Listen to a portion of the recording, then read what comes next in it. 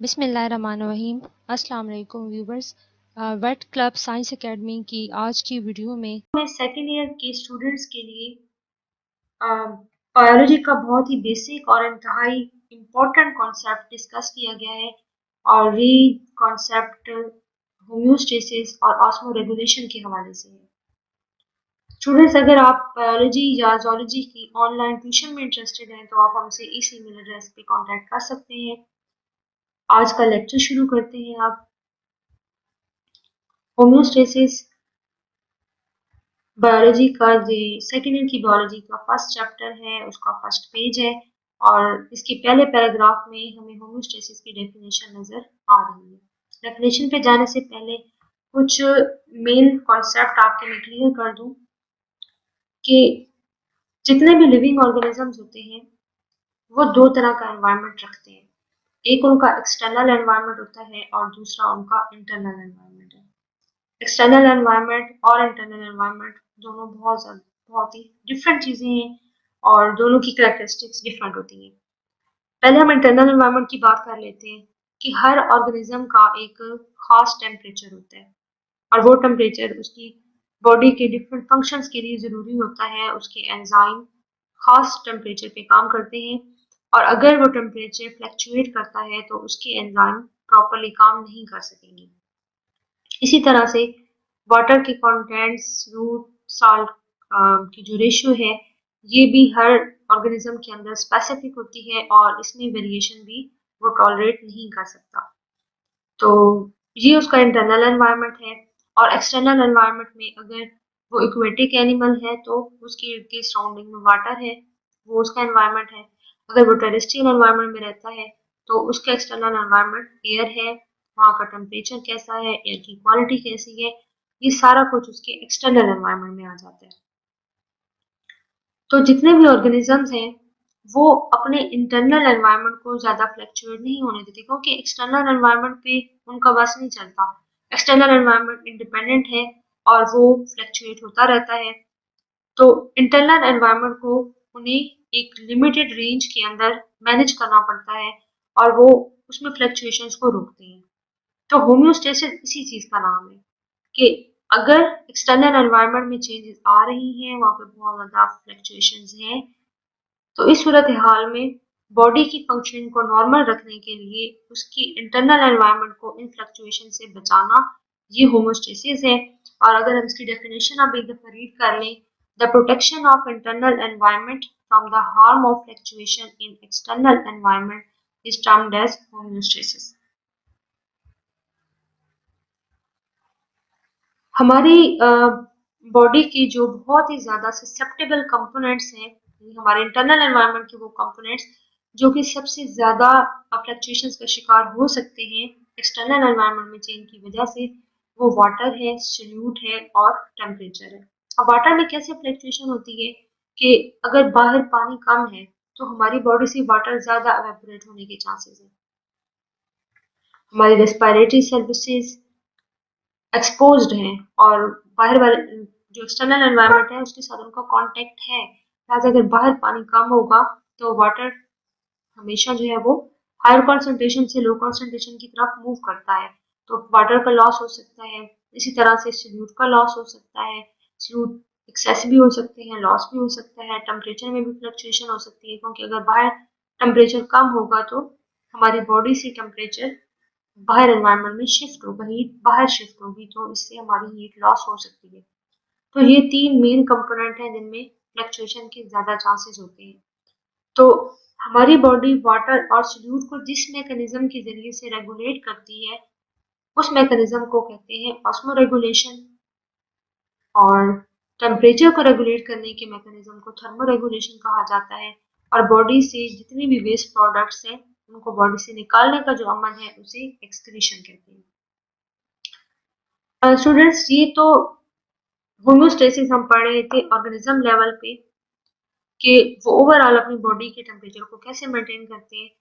इसके अलावा अगर हम अपनी बॉडी के अंदर देखें, हर सेल को हम अगर एक यूनिट समझें तो सेल के अंदर का एनवायरनमेंट और उसका जो एक्स्ट्रा सेलुलर एनवायरनमेंट है, यहाँ पे भी दो सिस्टम या दो एनवायरनमेंट की डिफ्रेंसिएशन हो जाती है। एक जो है वो इंट्रासेलुलर एनवायरनमेंट है और एक एक्स्ट्रा सेलुलर एनवायरनमेंट है। तो इन दोनों में भी फर्क होता है, सेल टू सेल वेरी करती हैं चीजें। अगर हम इसकी एग्जांपल ले लें तो हमारे जो बोन के सेल्स हैं उनमें वाटर के कंटेंट्स कम होते हैं, और अगर ब्रेन में देखा जाए तो उसमें वाटर के कंटेंट्स उससे बहुत ज्यादा है। इसी तरह से मुख्तलिफ तरह के जो हमारे सेल हैं वो डिफरेंट फंक्शन परफॉर्म करते हैं, उनको डिफरेंट प्रोटीन्स चाहिए होती हैं, उनको डिफरेंट तरह के न्यूट्रिएंट्स चाहिए होती हैं। जैसे हमारा थायराइड ग्लैंड है, उसमें थायरॉक्सिन बनानी होती है, उसको आयोडीन ज्यादा चाहिए। तो जो आयोडीन की कंटेंट्स उसके अंदर होंगे वो बाकी सेलों में मौजूद नहीं होंगे। हार्मोन्स का डिफरेंट होता है, डिफरेंस हो सकता है। तो सेल टू सेल जो है वो एनवायरनमेंट वेरी कर सकते हैं। तो इन सारी चीजों को सेल लेवल पे भी मैनेज करना और ऑर्गेनिज्मिक लेवल पे भी मैनेज करना, इसे हम क्या कहते हैं, होम्योस्टेसिस। और ये किसी भी ऑर्गेनिज्म की मेंटेनेंस के लिए जो है वो ये एक बेसिक रिक्वायरमेंट है, सेंट्रल रिक्वायरमेंट्स है। अगर आप येलो बॉक्स में देखें तो ये कॉन्सेप्ट वो बता रहे हैं कि homeostasis is the central requirement in the maintenance of organism which compel the adaptation in the constant changing condition and contribute in evolutionary process। जो ऑर्गेनिज्म इस काबिल होते हैं कि वो होम्योस्टेसिस रखें, होम्योस्टेसिस उनका बेस्ट अगर है तो वो किसी भी एनवायरनमेंट में रह सकते हैं। लेकिन अगर वो चीज़ों को मैनेज नहीं कर पाते तो वो ज़्यादा एनवायरनमेंट में सरवाइव नहीं कर सकते। अब ह्यूमन एक स्पीशीज है, वो दुनिया के हर कोने में मौजूद है, हर कॉन्टिनेंट पे जो है वो ह्यूमन रह रहा है। इसकी यही वजह है कि हमारे अंदर होम्योस्टेसिस का जो मैकेनिज्म है वो बहुत ज़्यादा वेल डेवलप्ड है।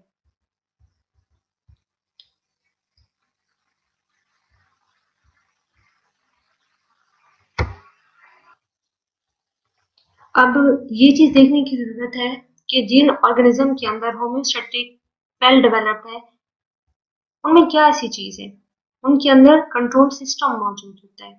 कंट्रोल सिस्टम अब क्या चीज़ है कि ये एक ऐसा सिस्टम है जिसकी थ्री कंपोनेंट्स होते हैं, receptors, control centre and an effector. इस चीज़ को समझने के लिए आप एक प्रेसर की एग्जांपल ले लें। कपड़े जैसे प्रेस करते हैं प्रेसर, उसमें एक सिस्टम बना हुआ होता है, डिफरेंट तरह के टेम्परेचर होते हैं, हमारे पास ऑप्शन होता है कि हम उसको उसका जो थर्मोस्टेट है उसको किस पॉइंट पे एडजस्ट करें। जिस पॉइंट पे हम एडजस्ट करते हैं, टेम्परेचर जैसे उस पॉइंट पे पहुंचता है फौरन से वो स्विच ऑफ हो जाती है, लाइट उसकी ऑफ हो जाती है। और जैसे ही दोबारा से टेम्परेचर कम होना शुरू होता है तो उसको सिग्नल मिलता है और दोबारा से प्रेशर खुद ब खुद ऑन हो जाता है। तो सेम ऐसा ही मैकेनिज्म हमारे अंदर भी है। हमारी बॉडी का आप समझ लीजिए कि जो थर्मोस्टेट है वो 37 पे फिट है। जैसे ही हमारी बॉडी का टेम्परेचर 37 से कम होता है, जैसा कि सर्दियों में हो सकता है, सर्दियों में एक्सटर्नल एनवायरनमेंट का टेम्परेचर बहुत कम है, जैसे हमारी हीट लॉस होती है, और हीट लॉस होने की वजह से हमारी बॉडी का टेम्परेचर 37 से नीचे जा सकता है। तो जैसे ही वो नीचे जाता है, हमारी बॉडी की कंट्रोल सिस्टम को रिसेप्टर ये पैगाम पहुंचाते हैं। रिसेप्टर डिटेक्ट करेंगे ना इस चेंज को कि टेम्परेचर कम हो रहा है, वो कंट्रोल सेंटर को ये पैगाम देंगे, और फिर कंट्रोल सेंटर अफेक्टर को पैगाम देगा या उसको मैसेज कन्वे करेगा कि जो हीटिंग सिस्टम है उसको ऑन किया जाए। और हीटिंग सिस्टम हमारे अंदर क्या है कि हमें शिवरिंग होगी, हमारी मसल्स के अंदर मूवमेंट शो होगी, और उस मूवमेंट से मेटाबॉलिज्म होगा, मेटाबॉलिज्म से हीट प्रोड्यूस होगी, और हमारी जो उसका थर्मोस्टेट का लेवल 37 तक वो दोबारा अटेन हो जाएगा। और जैसे ही 37 तक टेम्परेचर पहुंचेगा, हीटिंग सिस्टम जो है वो रुक जाएगा, उसको सिग्नल दिया जाएगा कि नॉन स्टॉप।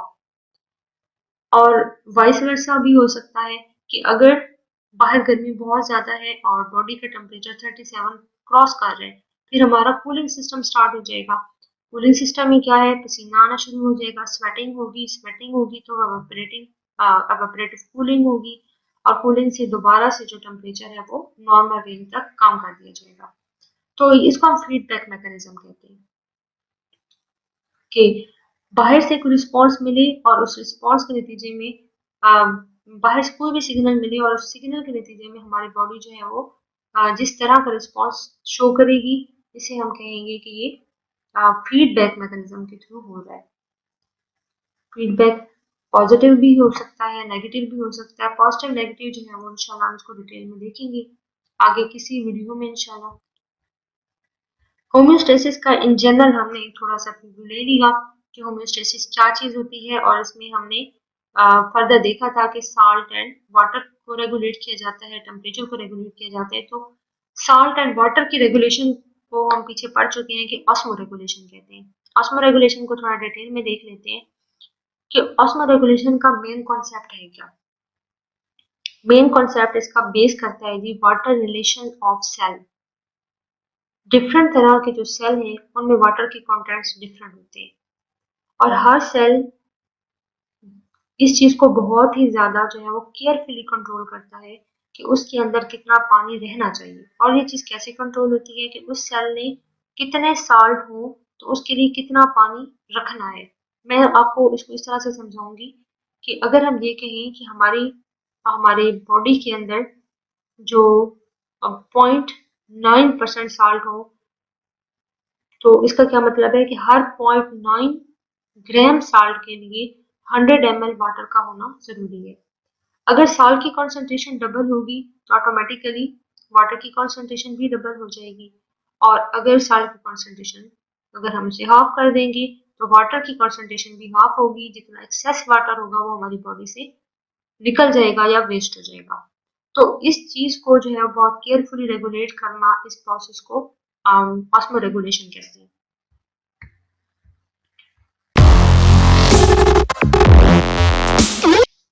जी, इस कॉन्सेप्ट को थोड़ा इस तरीके से समझ लें कि पानी जो है वो हमेशा मूव करता है या वाटर मूव करेगा from higher concentration to lower concentration.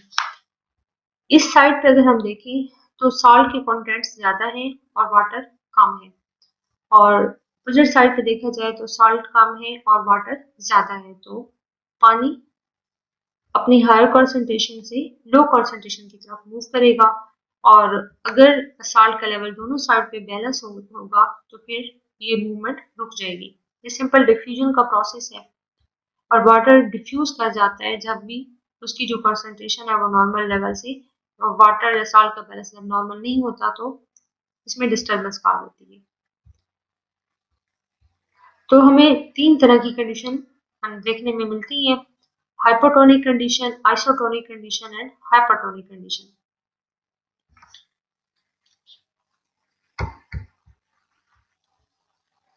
Body की जो सेल है वो डिफरेंट तरह की एक्सटर्नल कंडीशन उनको फेस करनी पड़ती है। तीन तरह की कंडीशन अभी हमने उनका जिक्र किया है: hypotonic condition, isotonic condition and hypertonic condition. In condition का क्या असर होगा और ये कंडीशन क्या होती है।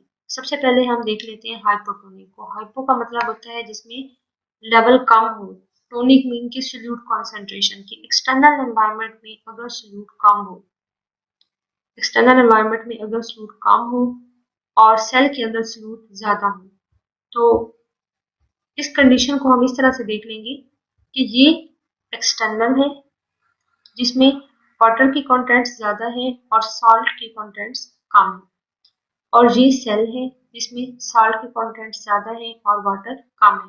तो जब सेल को इस तरह का एनवायरनमेंट फेस करना पड़ेगा तो बाहर से पानी अंदर दाखिल होगा सेल में, और सेल का साइज बढ़ेगा, वॉल्यूम इंक्रीज होगा, और वॉल्यूम इंक्रीज इस कदर हो जाएगा कि सेल जो है वो बस्ट हो सकते हैं।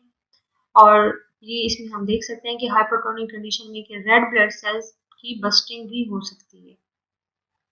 और अगर हम इसकी ऑपोजिट हाइपरटोनिक कंडीशन को देखें तो हाइपरटोनिक कंडीशन में हम इसको ऑपोजिट ले लेते हैं कि ये एक्सटर्नल एनवायरनमेंट है जिसमें सॉल्ट के कंटेंट्स ज्यादा हैं, और ये इंटरनल एनवायरनमेंट है जिसमें सॉल्ट के कंटेंट्स कम हैं, वाटर ज्यादा है। तो इस कंडीशन में पानी अंदर से बाहर जाएगा। जब सेल से पानी निकलेगा तो सेल का जो वॉल्यूम है वो कम हो जाएगा और सेल जो है वो श्रिंक कर जाएंगे, डी शेप हो जाएंगे, और इनमें से देखिए पानी जो है वो बाहर निकल जाएगा। नॉर्मल कंडीशन क्या होनी चाहिए? आइसोटोनिक कंडीशन, कि जैसा सेल के अंदर का एनवायरनमेंट है उसकी जो एक्सटर्नल एनवायरनमेंट है वो भी सेम अगर ऐसा ही हो तो वाटर किसी भी डायरेक्शन में मूव नहीं करेगा। वाटर इसमें जैसे दिखाया हुआ है कि जितना पानी अंदर आएगा उतना पानी बाहर चला जाएगा, तो किसी किस्म का सेल को प्रॉब्लम फेस नहीं करना पड़ेगा। तो ये 3 तरह के जी रिलेशनशिप है सेल के उसके एक्सटर्नल एनवायरनमेंट के साथ, और इनका हमने देखा है कि उस पर क्या इफेक्ट हो सकता है। ये 3 तरह की कंडीशंस हमने डिस्कस कर ली हैं। अब हम ये देखेंगे कि डिफरेंट ऑर्गेनिज्म इन तमाम कंडीशन में कैसे सरवाइव करते हैं, कैसे होमोस्टेसिस को बरकरार रखते हैं।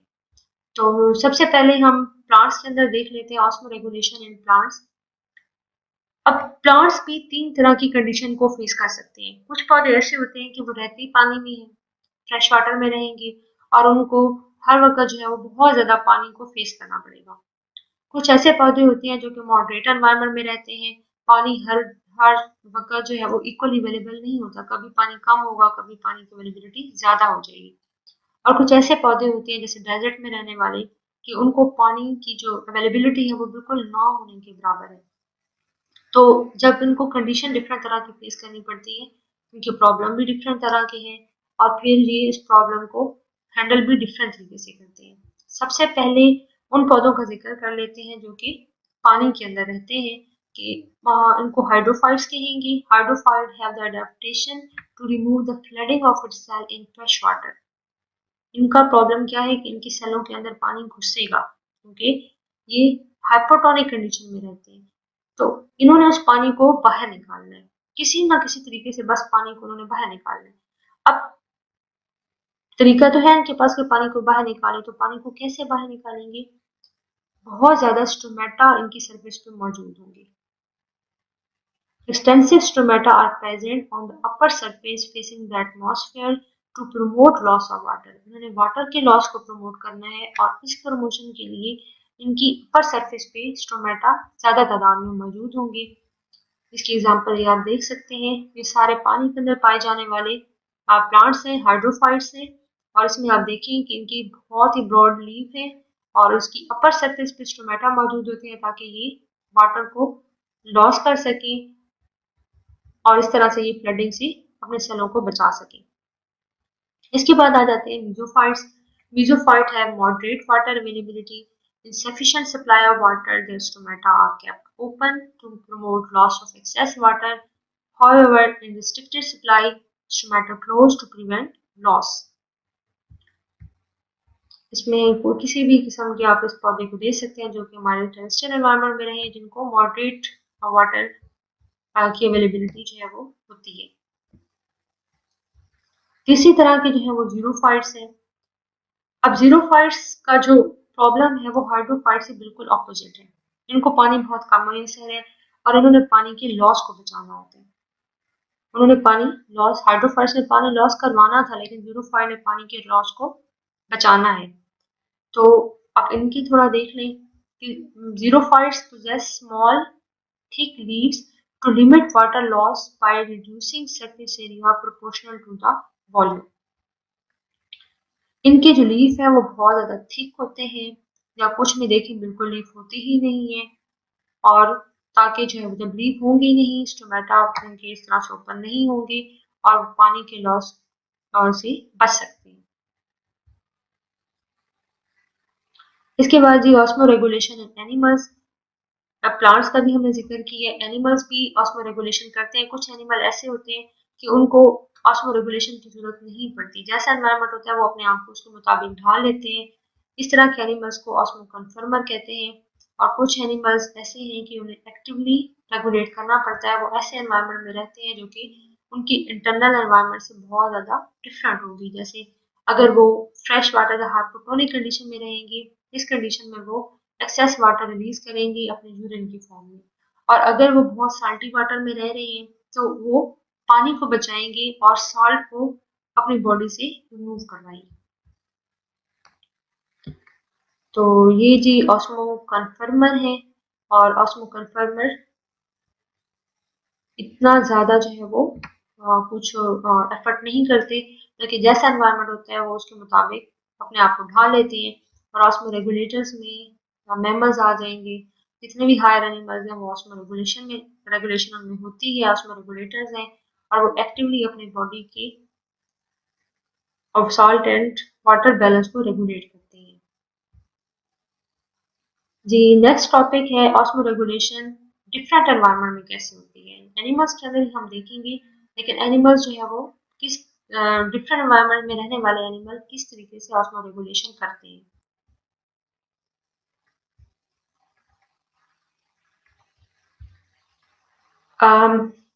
बहुत सारे जो मेरीन इन्वर्टिब्रेट्स होते हैं, नंबर वन पे अगर हम देखें तो बहुत सारे जो मेरीन इन्वर्टिब्रेट्स हैं वो ऑस्मो कन्फर्म है। और अगर हम वर्टिब्रेट्स में देखें, ये सेकंड पॉइंट्स आ जाएगा जी इसके अंदर के एनिमल कैसे रेगुलेट करते हैं। तो बहुत सारे जो वर्टिब्रेट्स हैं उनमें हेग फिशेस ये आइसोटोनिक है, यानी जैसा एनवायरनमेंट होता है ये उसके मुताबिक होती है।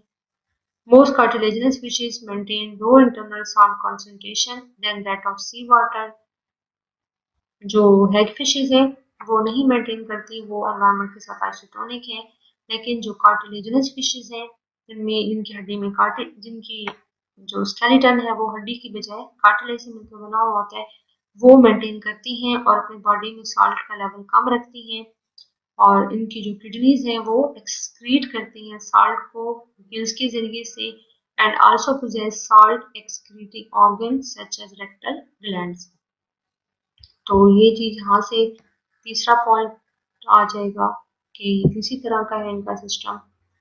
और इसके अलावा जो है some fishes have relatively low salt in the body fluid but have rendered these hypertonic to that of sea water by retaining urea in adequate concentration। ये बहुत इंपॉर्टेंट पॉइंट है कि वो अपनी बॉडी में सॉल्ट तो कम रखती है लेकिन साथ साथ वो यूरिया रख लेती हैं, और यूरिया होने की वजह से वो हाइपरटोनिक शो करती हैं अपने आप को एज कम्पेयर टू एनवायरनमेंट। और इस तरीके से सॉल्ट जो है वो उनकी बॉडी में एंटर नहीं होते और वाटर के लॉस को वो बचा सकते हैं। इसके बाद जी है वो नेक्स्ट,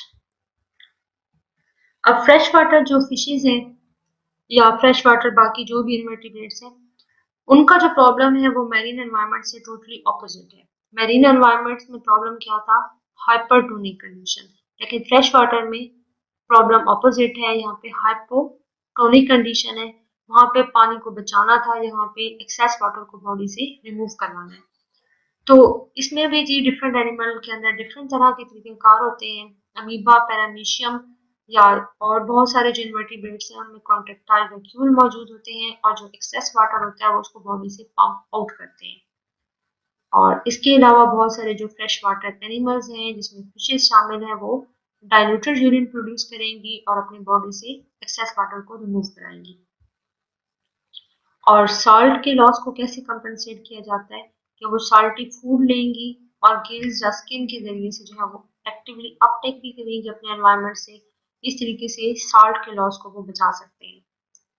ये तो जी एक्वाटिक एनिमल का हो गया। इसके बाद टेरेस्ट्रियल एनिमल्स में ऑस्मो रेगुलेशन कैसे होती है कि टेरेस्ट्रियल एनिमल्स में जो टेरेस्ट्रियल एनवायरनमेंट में जो एनिमल्स पाए जाते हैं उनको वाटर की अवेलेबिलिटी उस तरह से नहीं होती जिस तरह से एक्वाटिक एनवायरनमेंट में है। यहाँ पे वाटर की जो अवेलेबिलिटी है वो लिमिटेड है। तो अब इनका भी क्या मसला है कि इवेपोरेशन से लॉस हो सकता है वाटर का, तो इन्होंने पानी को बचाना है, लॉस नहीं होने देना। क्योंकि अगर यहाँ पे वाटर लॉस होता है तो डिहाइड्रेशन हो सकती है और डिहाइड्रेशन की वजह से उनकी बॉडी की फंक्शनिंग डिस्टर्ब हो सकती है। तो अब फिर भी हम देखते हैं कि टेरेस्ट्रियल एनवायरनमेंट में बहुत सारे एनिमल्स जो हैं वो बहुत सक्सेसफुल हैं, अडेप्टेड हैं। तो कैसे अडेप्टेड हैं कि जो टेरेस्ट्रियल एनिमल्स हैं उन्होंने अपनी बॉडी को कवर किया हुआ है, उनके ऊपर स्किन है, वैक्सी कोटिंग है। जैसे इंसेक्ट के अंदर हम देख सकते हैं कि वैक्सी एक्सोस्केलेटन मौजूद है। और बड़े एनिमल्स के अंदर अगर हम देखें तो multi layer dead keratinise skin cells हैं। हमारे अंदर भी केराटिनाइज स्किन मौजूद है। तो ये चीज़ें वाटर के लॉस को बचाती हैं। और इसके अलावा हम वाटर इनटेक भी करते हैं, पानी पीते हैं या हम ऐसी चीज़ें खाते हैं जिसमें इसमें वाटर मेटाबॉलिकली प्रोड्यूस हो। तो इस तरीके से वाटर के जो लॉस हो भी जाता है उसको कंपनसेट कर सकते हैं। और इसके अलावा अगर हम देखें कि जो बहुत सारे डेजर्ट एनिमल हैं उनके अंदर ये अडेप्टेशन है कि वो पानी पिए बगैर भी गुजारा कर सकते हैं। जैसे कैंगरू रैट का यहाँ पे आपकी बुक में लिखा हुआ है कि ये वाटर नहीं पीता लेकिन सर्वाइव कर लेता है, क्योंकि ये ऐसे फीड लेता है जैसे सीड लेगा डेजर्ट प्लांट की, जिनमें कार्बोहाइड्रेट्स मौजूद होती हैं, और कार्बोहाइड्रेट का जब मेटाबॉलिज्म होगा तो उसमें मेटाबॉलिकली वाटर प्रोड्यूस होता है, और इस तरीके से ये पानी के बगैर गुजारा कर सकते हैं। और terrestrial animals concentrated urine produce करते हैं, अगेन एक और अडेप्टेशन है ताकि वाटर के लॉस को बचाया जा सके। और टेरेस्ट्रियल एनिमल्स डिहाइड्रेशन को टॉलरेट कर सकते हैं, और उनकी ये कैरेक्टरिस्टिक्स एनहाइड्रोबायोसिस कहलाती है। ये कुछ टेरेस्ट्रियल एनिमल्स हैं, और ये टेरेस्ट्रियल एनवायरनमेंट में बहुत ज़्यादा सक्सेसफुल एडेप्टेड है। आज का हमारा लेक्चर यहीं पे एंड होता है। अगर आपको वीडियो पसंद आई हो और आपको लगा हो कि ये वीडियो आपके लिए हेल्पफुल है, तो काइंडली लाइक ज़रूर कीजिएगा, वीडियो को शेयर भी करें और चैनल सब्सक्राइब कर दें ताकि आपको इस तरह के लेक्चर्स टाइमली मिल सकें। अपना बहुत सारा ख्याल रखिएगा। अल्लाह हाफिज़।